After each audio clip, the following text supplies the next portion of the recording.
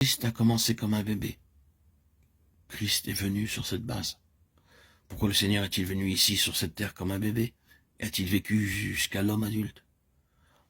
Si l'œuvre de la croix était la seule chose en vue, Dieu aurait pu s'incarner lui-même dans un homme déjà constitué, apparaître au milieu des hommes, annoncer son grand message, publier son défi, et être crucifié d'une manière aussi absolue que Christ l'a été, et cela sans ces années jusqu'aux 33 ans et demi.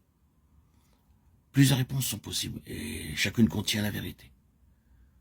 Mais nous pourrions dire davantage ceci. Le Seigneur Jésus est venu ici pour vivre une vie jamais vécue, et avoir une marche jamais effectuée par aucun homme précédemment sur cette terre. Il n'y a jamais eu un homme qui ait effectué cette marche, vécu cette vie sur cette terre. Et dans tout l'univers, il n'y a jamais eu un autre vivant de cette vie et expérimentant cette marche. Comme celle qu'il est venu vivre et marcher. C'était quelque chose d'unique, de totalement autre. Que pouvons-nous en dire? Il s'agissait de la vie de Dieu et de sa marche au milieu des hommes. S'il en avait la possibilité dans les hommes, c'était de cette manière que Dieu vivrait, qu'il marcherait. Si tu avais la possibilité de réaliser ce qu'il désire, il vivrait et marcherait comme Jésus-Christ a vécu et marché. Le Seigneur Jésus fut l'expression humaine de la pensée de Dieu pour l'homme, quant à sa vie et sa marche. Pour lui, il s'agissait d'une question de foi et de dépendance. Il acceptait le fait que ce n'était pas en lui-même, mais par la foi dans le Père, comme vivant du Père. Et ainsi, il considérait chaque parole avant de la prononcer, ou chaque acte avant de le réaliser, s'assurant qu'il n'agissait pas de son propre chef, mais en parfaite communion avec le Père. Les paroles que je dis, je ne les dis pas de moi-même, Jean 14, 10. Le Fils ne peut rien faire comme venant de lui-même, Jean 5, 19.